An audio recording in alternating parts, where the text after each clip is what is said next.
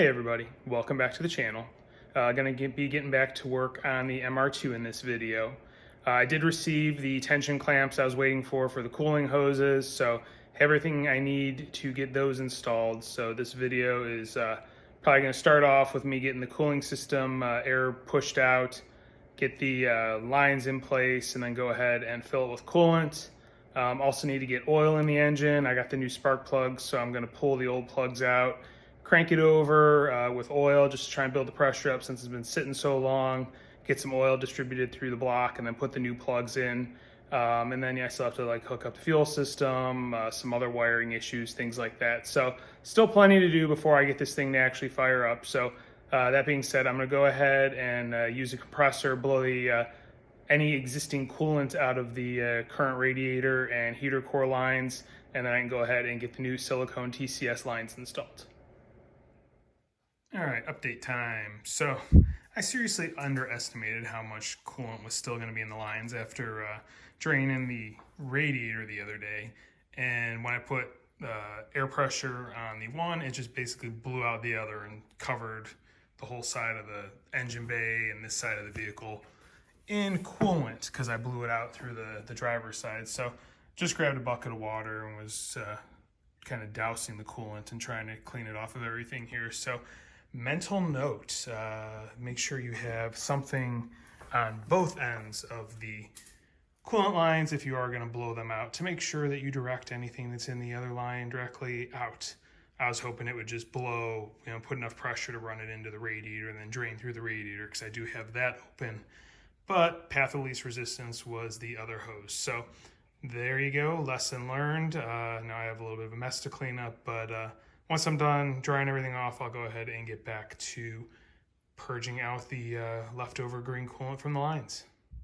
All right, little update here. I was able to get the system purged. I went ahead and hooked hoses up to each side.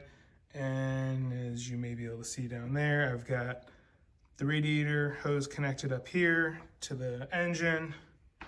And then down below, same thing. Trying to get the angle on it.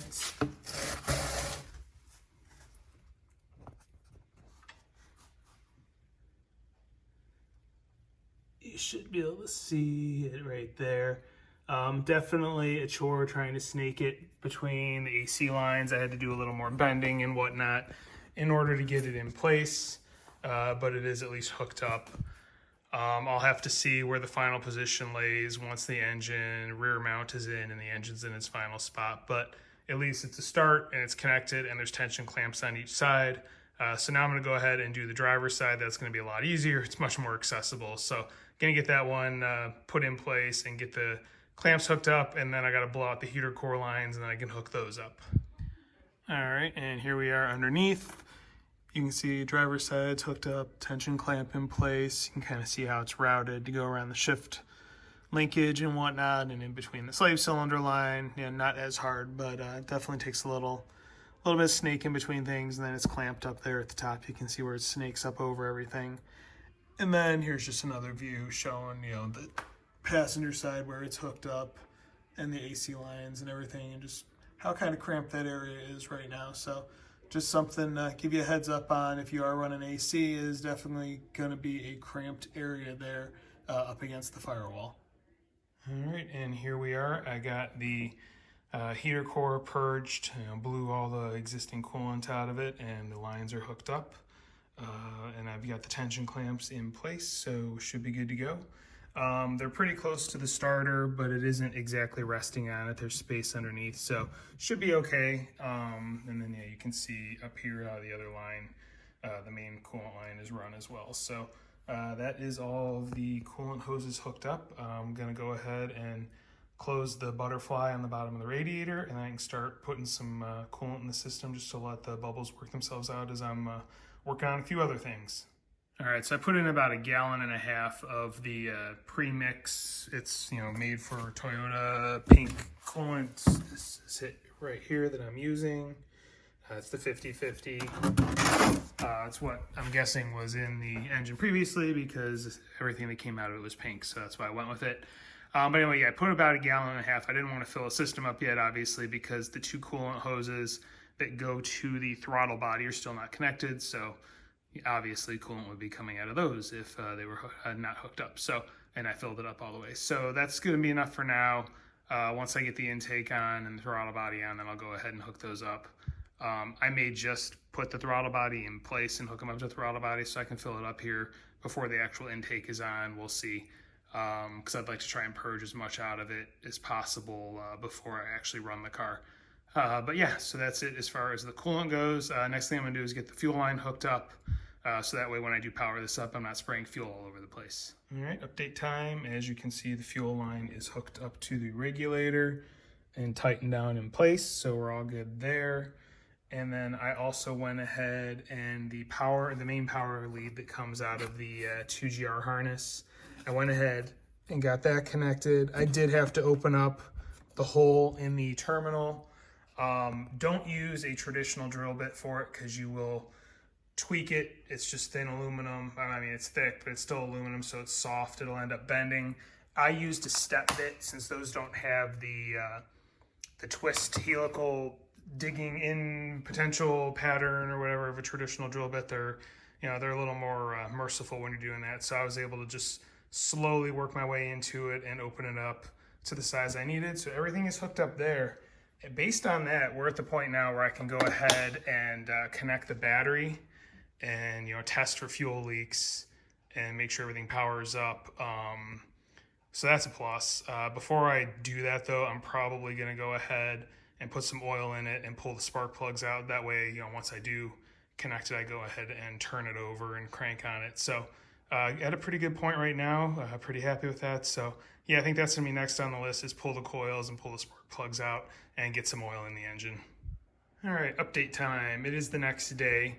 I went ahead, decided to go ahead and install the throttle body so I can mount the coolant lines up to it, and also ran a tube from the overflow to the tank over there, put some clamps on it. So I got the cap back on. I did fill it up all the way to the brim. I'm sure this thing will suck down a ton more once it's actually circulating, but that at least gets something in the system.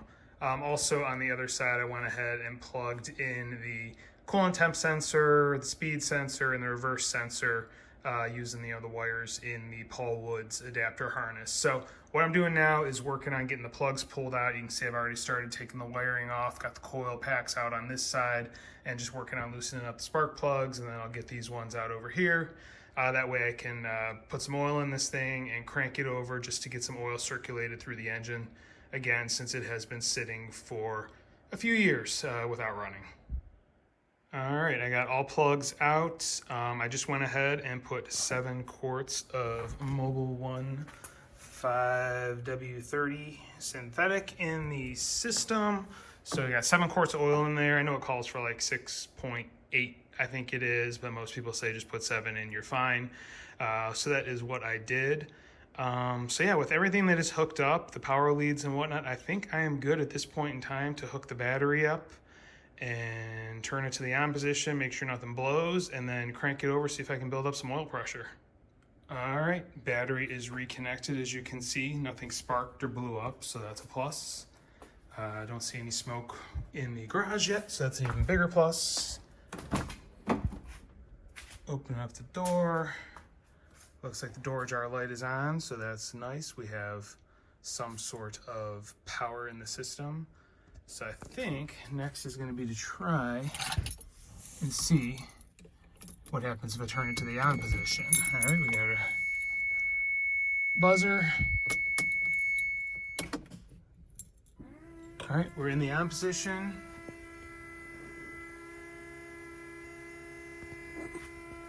Got something running up front. I'm guessing that's the power steering pump. I'm wondering if that's related to the wiring for the splice harness, because I believe there are differences in the harness, so that may be something I'm gonna have to look into. But let's see what happens if I try and turn it over.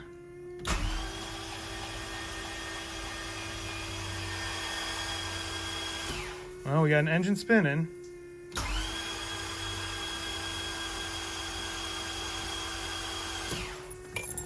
I hear something hitting the ground. I think we're leaking fuel. That's what's going on. We are leaking fuel. All right, that's out. We have a fuel leak. Big time. So, all right, I'm gonna have to look into what's going on and why this is leaking fuel. All right, fuel leak found. Some idiot who was assembling the car forgot to tighten up this line right here when I was reassembling things. So there's a mental note. Make sure you double check all your lines before you go ahead and do anything. I was just cranking on it. It was turning over, spinning up freely. So that is awesome news, and didn't hear any more splashing on the ground. So that's even better news. So I think we're pretty good. We've got some pressure built up in the system. So yeah, so we're on the right track. As far as remaining things to do, there's not too much. It's pretty much gonna be putting in new plugs. Still have to get the cross member put in and the rear mount. I ordered new O2 sensors today, so I'm waiting on those. Once the plugs are in, I can go ahead and get the intake on and hook up the rest of the wiring harness, which there's not that much to hook up there. And then, yeah, it's a few other little ancillary things, and then hopefully I can go ahead and get this thing fired up. So we're pretty close. My goal for the end of this video was to get to this point where I could at least have it free spin. It now has done that, so we're on the right path. And my goal for the end of the next video is to have this thing running. So it's Sunday now. I'm going to be wrapping up this video as we speak. Hopefully throughout the week and with next weekend, I can get the last few things done that I need to do. And by the end of next weekend, this will take its first breaths. So yeah, that's where we're at. So yeah, I'm going to call this a video at this point. If you're learning something, if you're liking what you're seeing, please hit like, please hit subscribe, please hit the notification bell. Feel free to leave any questions or comments in the comment section. I do keep an eye on those. I'll gladly answer any questions that you have. Thank you for watching and have a great day.